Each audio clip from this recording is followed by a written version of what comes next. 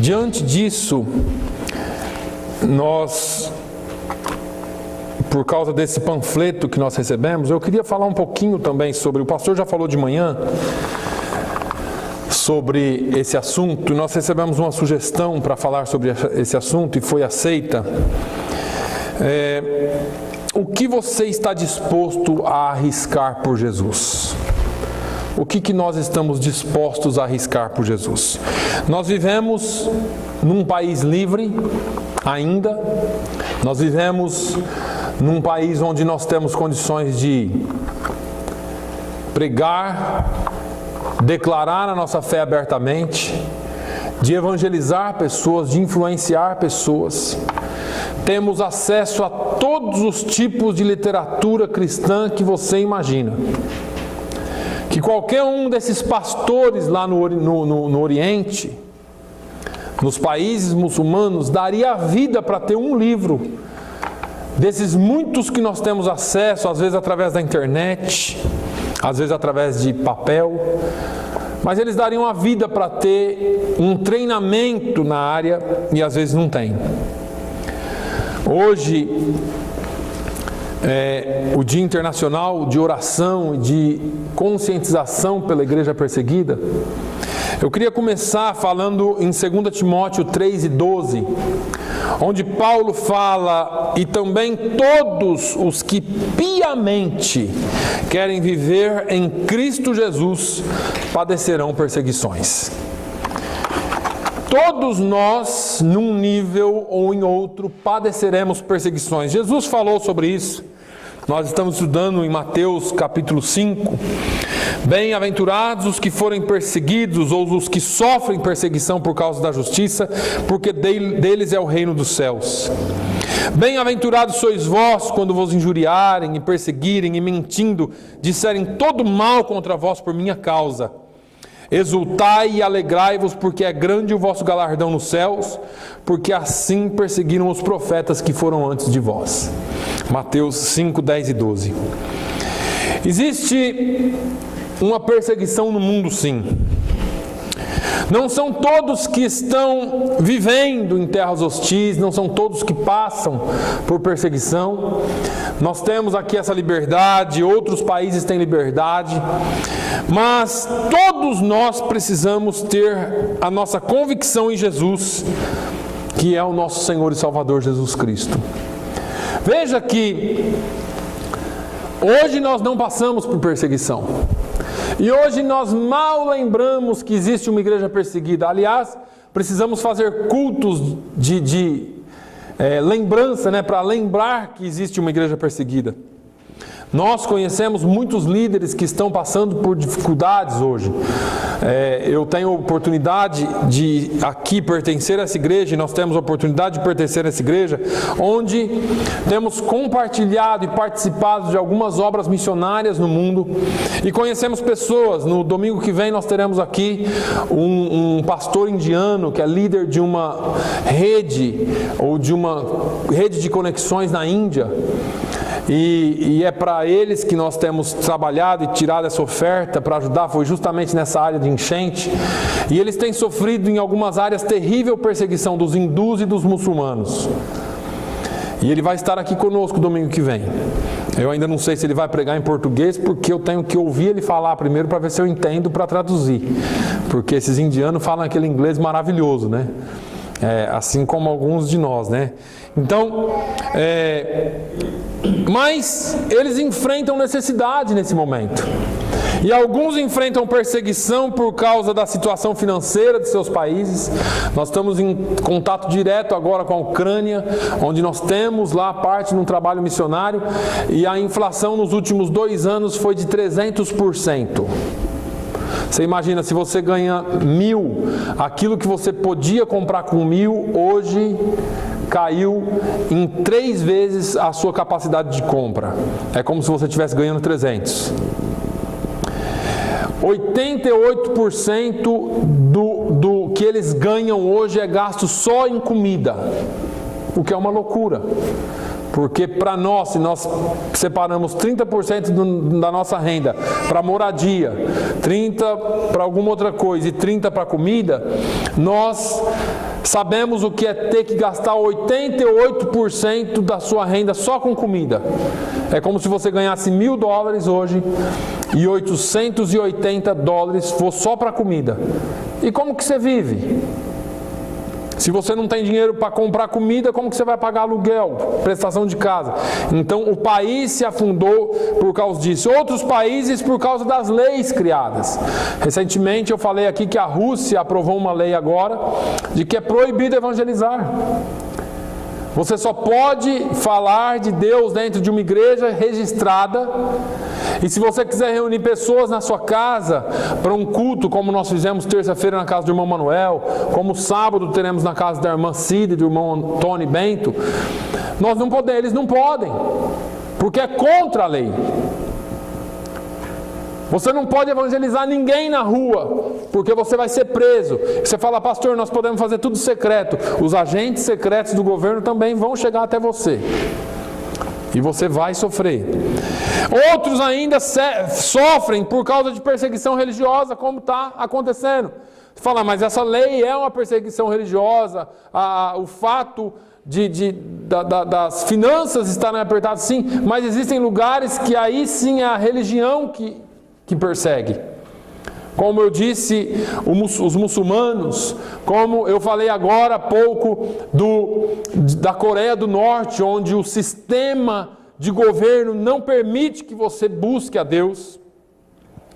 Agora, enquanto a gente pensa nesses nossos irmãos e irmãs de vários países ao redor do mundo, alguns que conhecemos, outros que não conhecemos, outros que nós vamos conhecer, como que nós vamos entender que existe um dever de oração ou de algo mais para com essa igreja?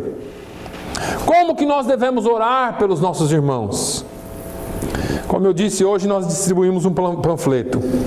Na primeira parte do panfleto, você vai ter, na parte interna, 10 formas de orar pelos nossos irmãos. 10 formas de orar pelos nossos irmãos que estão sendo perseguidos. Eu quero aproveitar a oportunidade também e agradecer o nosso irmão Bob, o Robert Andrade, que foi o irmão Bob que adquiriu todo esse material e ele tem essa responsabilidade, esse desejo de orar pela igreja perseguida. Agora vamos ver aqui essas formas de ajudá-los com nossas orações.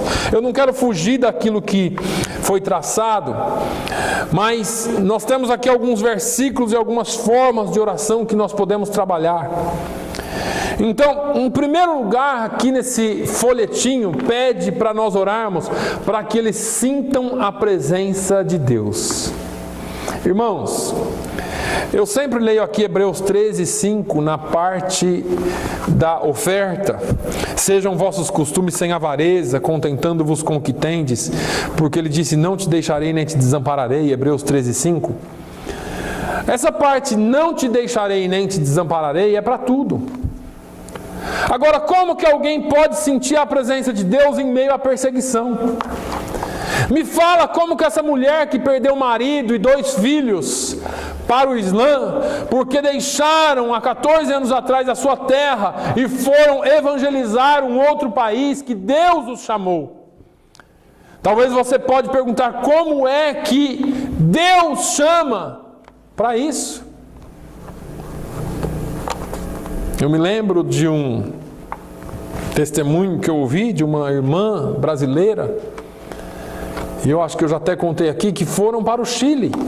Ela, o marido e o filhinho. E diz que o marido um dia saiu com a motocicleta, com a ceia para servir atrás de uma das montanhas. Ele ia num vilarejo servir ceia para alguns irmãos. E ele nunca mais voltou.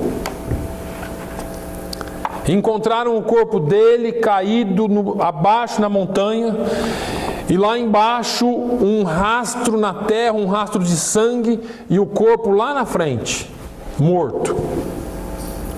E a polícia reconstituiu a cena e chegou à conclusão que quando ele ia passando de moto, talvez um grupo do Sendero Luminoso, um dos grupos radicais do Chile, para dar um susto nele, ou talvez até para fazer uma maldade, deu uma rajada de metralhadora. E alguns tiros acertaram nele, ele caiu, rolou morro abaixo. e caiu lá embaixo e quebrou as pernas. E ele se rastejou e esgotou o sangue, vazou sangue a noite toda e ele morreu esgotado. E ela disse: o pior de tudo não é o meu marido ter morrido, o pior de tudo era como eu falar para o meu filho de 5 anos que o pai dele morreu fazendo a obra de Deus. E a gente ouve esses testemunhos de pessoas que deram as suas vidas pela obra. E a gente pergunta como que eles podem sentir a presença de Deus. Somente através da nossa oração. Somente através da nossa intercessão. Porque esses são chamados específicos. Em segundo lugar, nós precisamos orar para que eles saibam que o corpo de Cristo não está restrito a um lugar. E que existe a igreja do Senhor espalhada pelo mundo orando por eles. O corpo de Cristo, o grande corpo de Cristo, ora por essas vidas. Talvez eu e você temos orado pouco, mas existem outros que estão orando. Deus levanta outros que estão orando. Paulo fala a Timóteo no capítulo 2, no capítulo 1, 2 Timóteo 1 e 3, ele diz: dou graças a Deus, a quem desde os meus antepassados sirvo com uma consciência pura, de que sem cessar faço memória de ti nas minhas orações noite e dia. Paulo estava distante, Timóteo estava numa outra terra, sofrendo até alguns problemas, mas Paulo falou assim: eu oro por você noite e dia. Nós precisamos ter o compromisso de orar pelos nossos irmãos noite e dia. Você não sabe o nome deles, eu não sei, mas você pode ter certeza que Deus os conhece e a sua oração toca o trono de Deus. Nós precisamos orar para que eles experimentem o conforto de Deus quando perseguidos. Irmãos, não dá para descrever a dor de uma mãe que perde esposo e filhos. Não dá para descrever a dor de alguém que perde um dos seus, em nenhuma circunstância. Mas nós precisamos orar para que eles sejam confortados pelo Espírito Santo. Porque as perseguições virão. Mas como ser confortado? E o próprio nosso Senhor Jesus Cristo, e nosso Deus e Pai, que nos amou, e em graça nos deu uma eterna consolação e boa esperança, console os vossos corações, e vos confirme em toda boa palavra e obra, segundo Tessalonicenses 2, 16 e 17. Deus é o único que pode confortar aquelas vidas. Deus é o único que pode ouvir a nossa oração e confortá-los. Nós precisamos orar para ver Deus abrindo as portas para o evangelismo nesses lugares. Paulo ainda escreve aos Colossenses, orando também juntamente por nós, para que Deus nos abra a porta da palavra, a fim de falarmos do mistério de Cristo, pelo qual estou também preso. Paulo fala: olha, eu não tenho todo o conhecimento, eu não sou a pessoa mais inteligente do mundo, eu não tenho toda a revelação do mundo, eu preciso que vocês orem por mim, para que Deus me abra a revelação da palavra, para que eu possa pregar e as pessoas entenderem, para que eu possa pregar e vidas serem alcançadas. Você ora para que isso aconteça? Você ora para que quando o pastor pregue ou qualquer outra pessoa pregue, a palavra encontre lugar no coração de quem está ouvindo? Ah, pastor, a palavra de Deus ela é poderosa em si mesmo, mas o Senhor quebra muralhas através da oração. Pregar o evangelho com ousadia. Nós precisamos orar para que eles tenham ousadia. É interessante, irmãos, porque a palavra que eles escolheram aqui, Atos 4, 29 e 30, está aí no seu folheto. Agora, pois, ó Senhor, olha para as suas ameaças e concede aos teus servos que falem com toda ousadia a tua palavra, enquanto estendes a tua mão para curar e para que se façam sinais e prodígios pelo nome do teu santo Filho Jesus. É interessante que esses homens, eles tinham sido presos porque eles curaram um homem na porta formosa do templo. E aí, agora eles estão orando para, Jesus, me esconde debaixo das tuas asas, me deixa escondidinho para que quando eu falar eles não me achem. Não foi isso.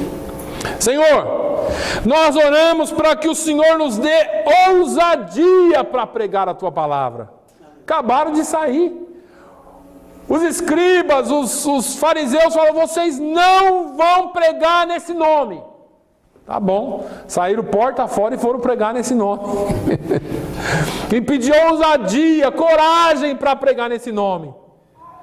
E falaram assim, tem mais, Jesus, enquanto nós pregamos, o Senhor tem liberdade para estender a sua mão e curar mais. Nós fomos presos por causa de cura, não fomos? Então cura mais, Jesus, faz mais prodígio, faz mais maravilhas, para que eles possam ver o teu poder.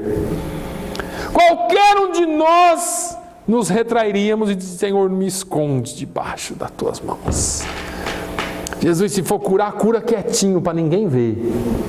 Esses homens aqui estavam com tanta vontade, com tanta sede de anunciar, que eles diziam assim, nós queremos ousadia. Eles podem nos ameaçar, podem nos mandar parar, mas nós queremos falar. Nós queremos anunciar. E é isso que nós precisamos orar para que eles tenham ousadia para falar.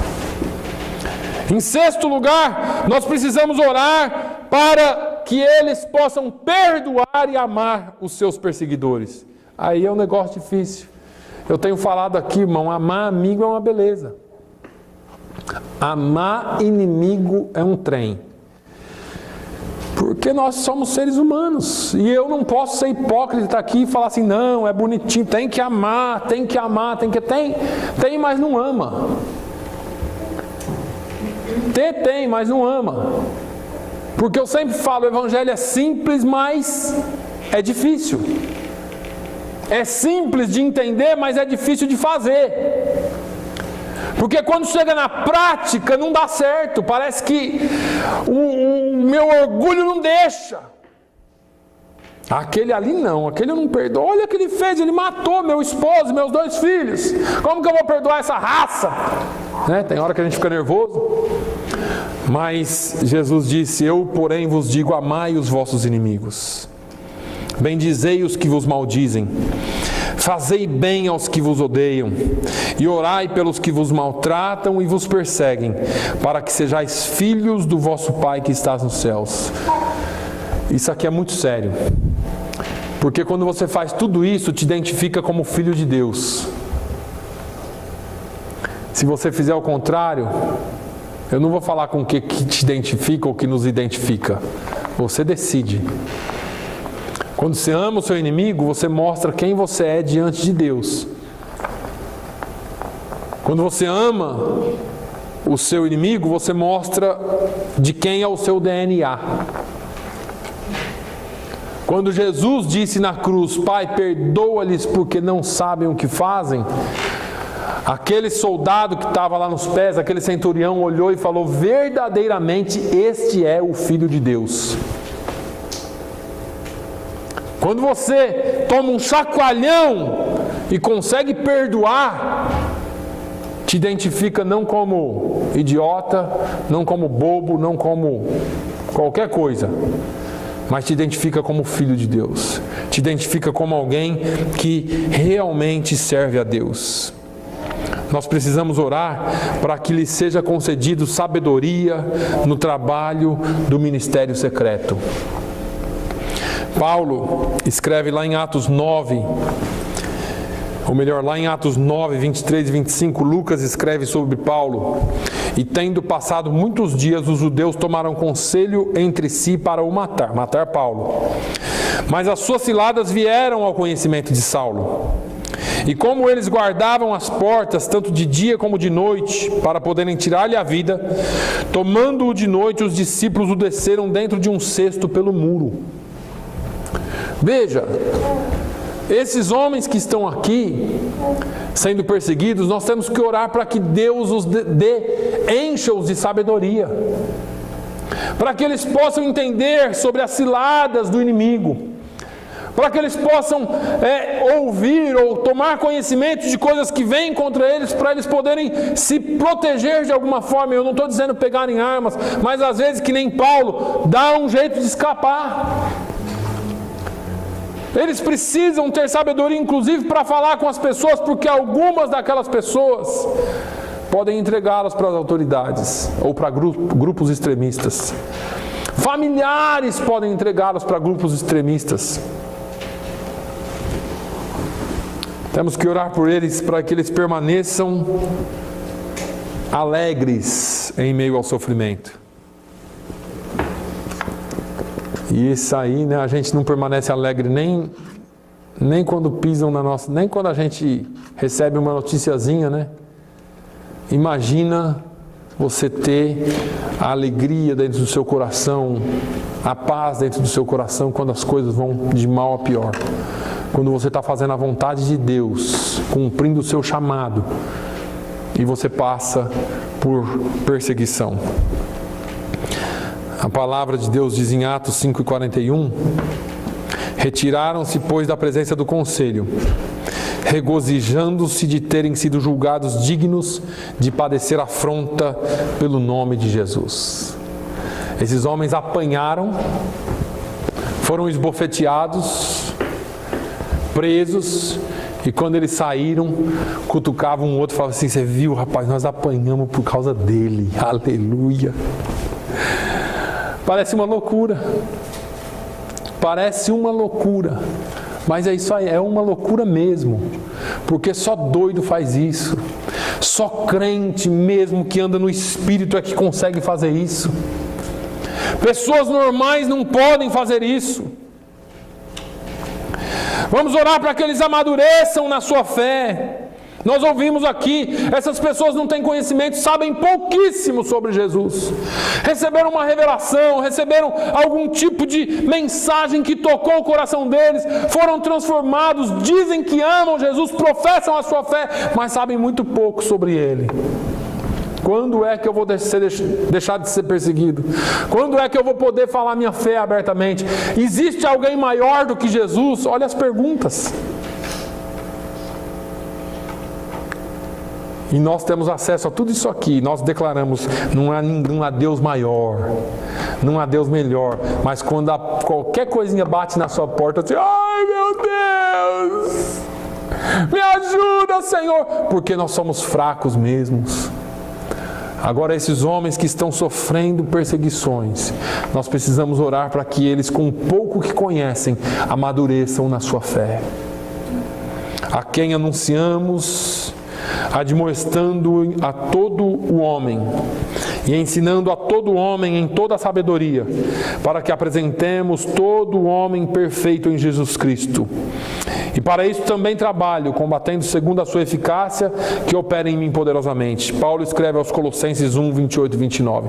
Para que todo o homem seja maduro em Jesus Cristo. Para que todo cristão chegue ao amadurecimento. Em 10º lugar, nós precisamos orar para que eles estejam enraizados na palavra de Deus.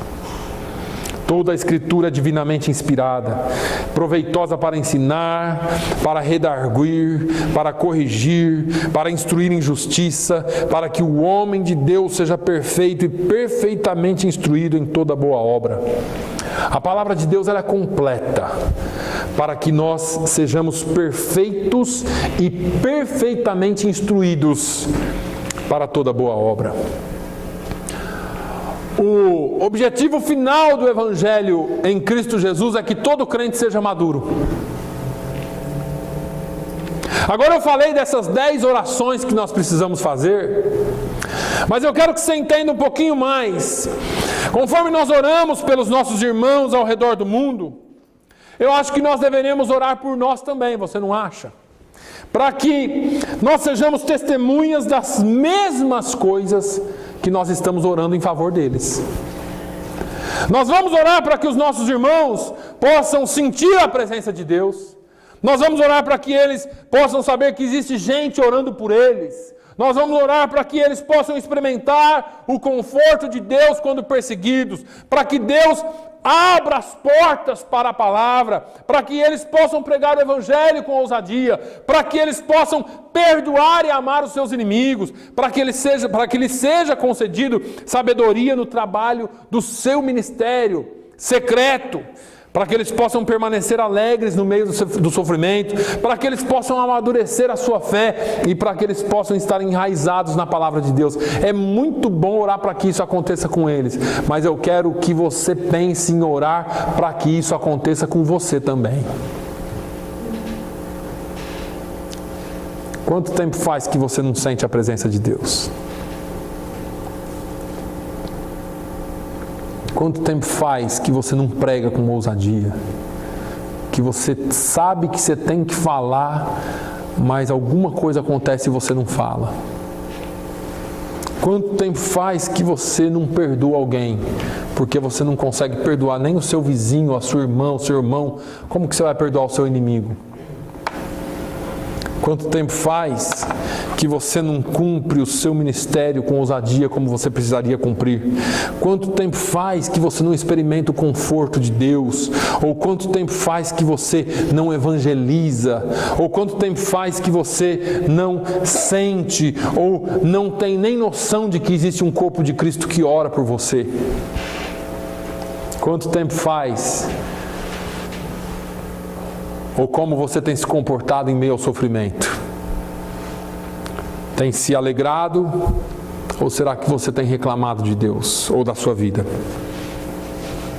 É muito encorajador quando nós vemos outras pessoas se posicionando nos mesmos princípios e convicções que você se sacrifica.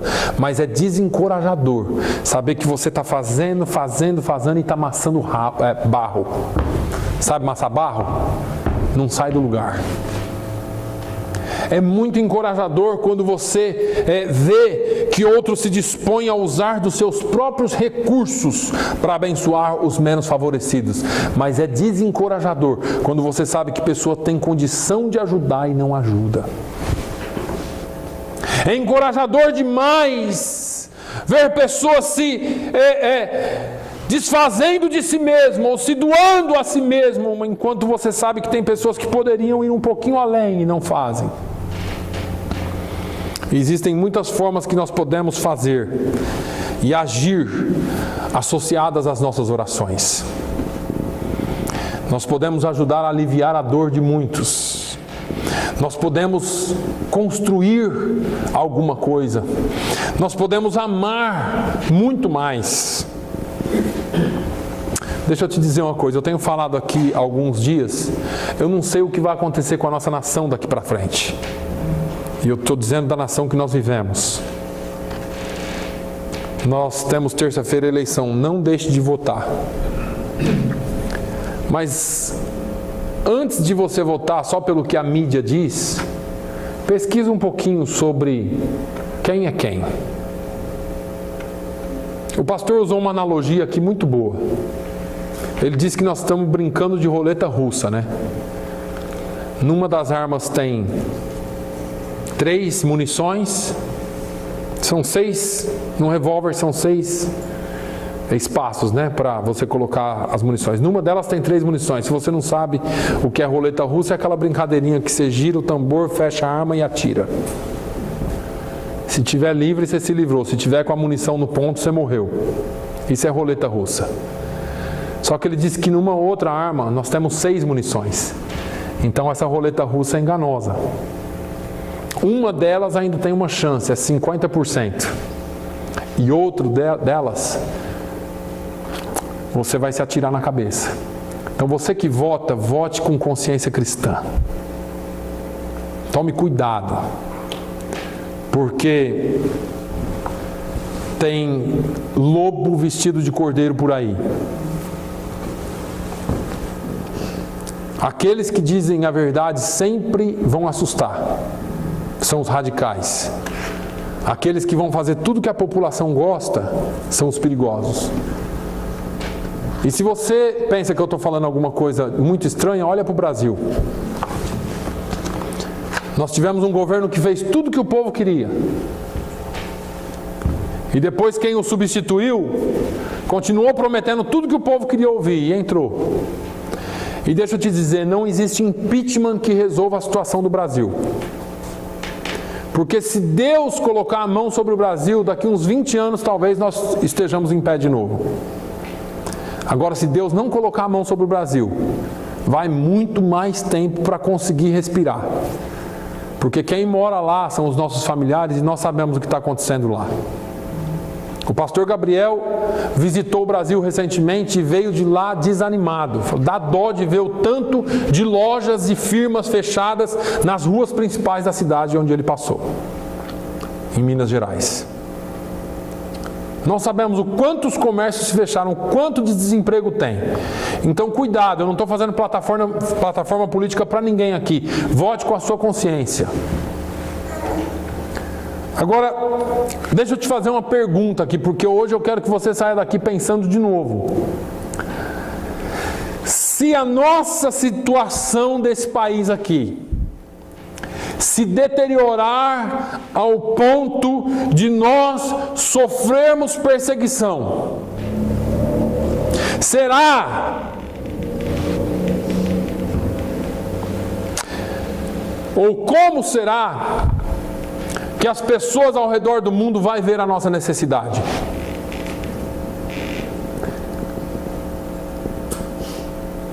Será que nós temos visto a necessidade das pessoas ao redor do mundo? Como é que eles vão ver a nossa necessidade aqui? Quando sair nos jornais aí, olha, os Estados Unidos estão sofrendo perseguição religiosa, os cristãos estão sendo mortos, estão sendo colocados na cadeia, grupos radicais estão atacando, isso e aquilo. Como que a igreja do mundo vai ver os Estados Unidos? Será que eles vão falar assim, vamos orar pelos nossos irmãos lá dos Estados Unidos? Ou será que eles vão falar assim, bem feito, viveram tanto tempo na boa, agora tem que sofrer um pouquinho mesmo? Eu só estou fazendo suposições. Se as orações que orarem por nós forem na mesma intensidade que oramos por eles, quão significantes essas orações serão?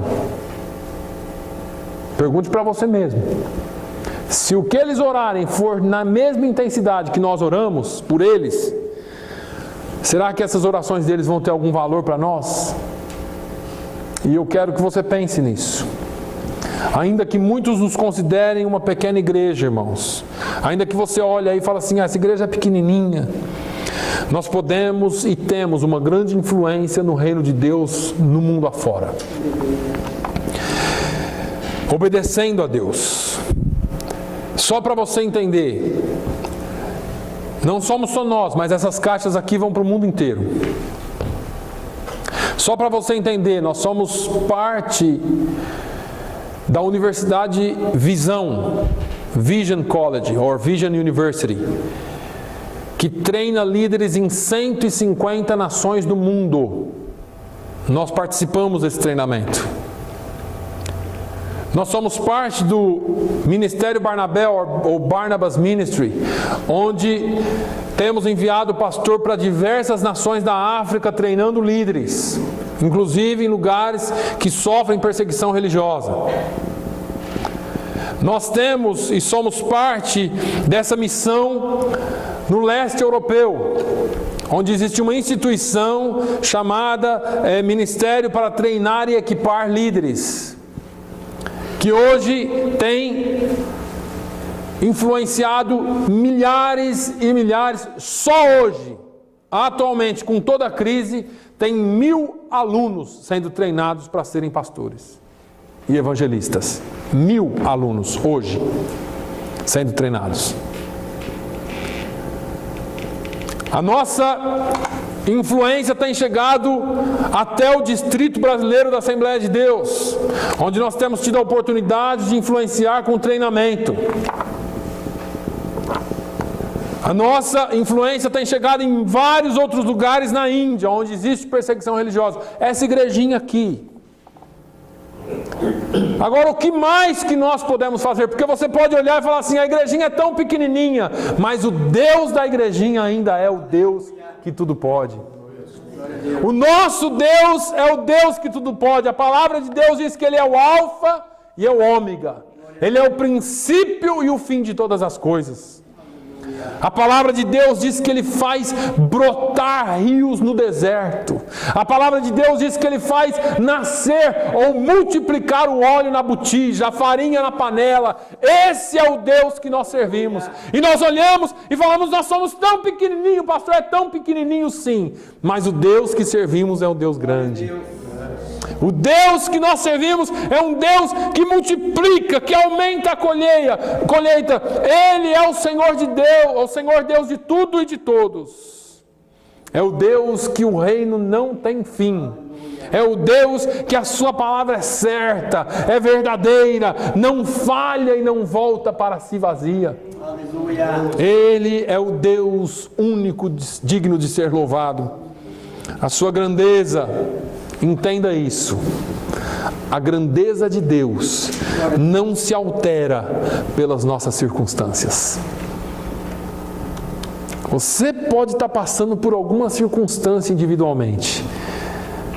Ele não é mais Deus ou menos Deus, mais poderoso ou menos poderoso por causa disso. Ele é Deus. Independentemente das suas circunstâncias. Ele é Deus. Ele é Deus.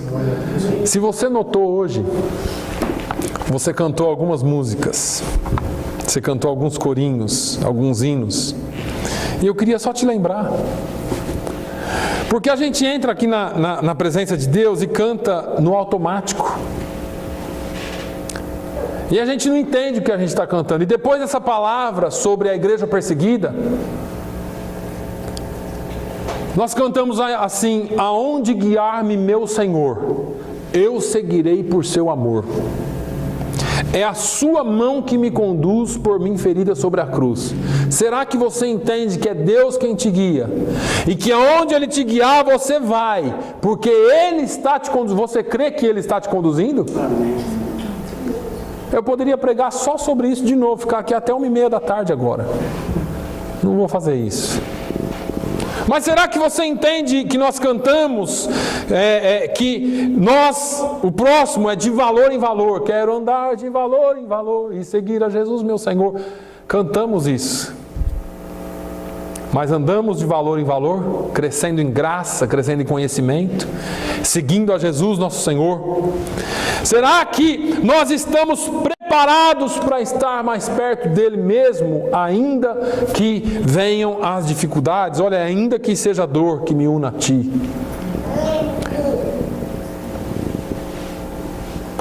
Nas trevas vou sonhar, mais perto quero estar, na tristeza, na solidão. Será que nós estamos preparados para isso?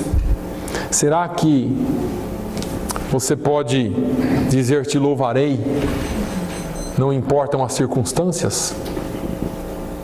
Esse povo lá, essa igreja perseguida no mundo, eles não olham para as circunstâncias e eles louvam ao Senhor. Eles louvam ao Senhor. Fica de pé. Você tem motivos para orar por essa igreja. Você tem motivos para orar por essa igreja, a igreja perseguida. Eu quero convidar o nosso irmão Andrew. Andrew, can we play the song? You can leave it running. E nós vamos cantar, irmãos. Vamos cantar esse corinho que nós cantamos, Te Louvarei. Eu quero que você, enquanto canta esse corinho, que você ore esse corinho. Oh, aleluia. Porque cantar ele aqui no início do culto é fácil. Quero ver quando a coisa apertar para o seu lado, para o meu lado. Você vai estar disposto a dizer, te louvarei. Não importam as circunstâncias. Quando você perder alguém por amor ao Evangelho, quando você for preso por amor ao Evangelho, quando você tiver que dizer, não nego, será que você está pronto para dizer não nego? Você vai morrer, não nego. Você vai ser preso, você vai ser açoitado, não nego. Não nego. Deixa eu te dizer, talvez você não veja isso aqui. Hoje, que você fala, nós vivemos num país democrático. Deixa eu te dizer, leis serão criadas. E aquilo que você acha um absurdo acontecer no século 21, nós estamos correndo o risco de ver muito cedo. E pode guardar isso que eu estou falando para você, porque eu jamais acreditei que nós veríamos o que estamos vendo hoje. E hoje eu estou muito consciente de que nós vamos ver coisas acontecendo. E a igreja do Senhor vai ter que permanecer de pé. Aleluia. Louve ao Senhor. Perto quero estar,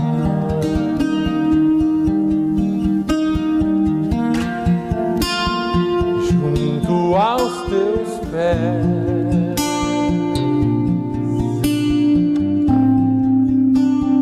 Pois prazer maior não há.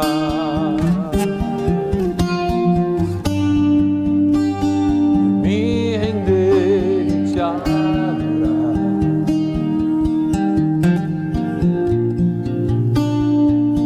Tudo que há em mim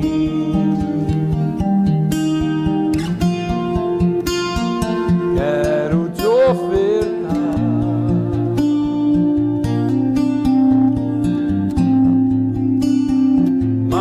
Ainda é pouco, eu sei. Se comparado ao que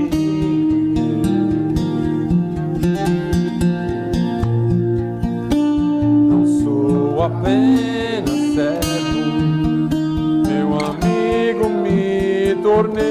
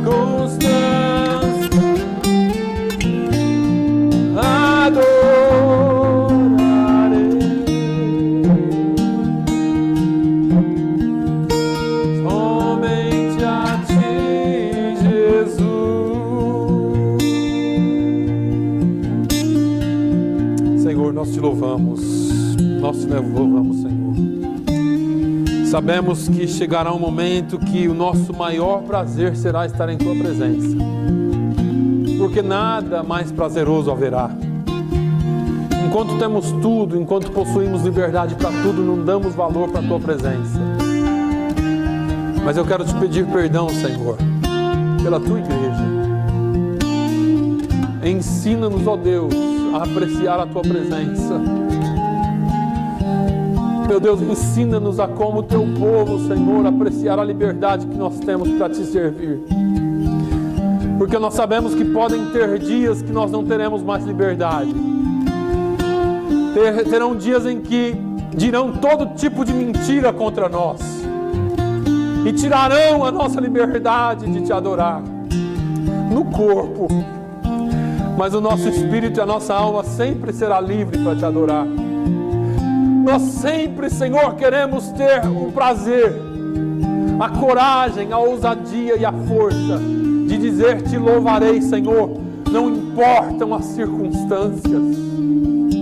Meu Deus, as circunstâncias que passamos agora são tão poucas, são tão mesquinhas, comparado ao que os nossos irmãos passam ao redor do mundo. Nós queremos orar por eles agora, Senhor. Derrama o Teu bálsamo onde eles estão. Nas prisões, nos campos de concentrações.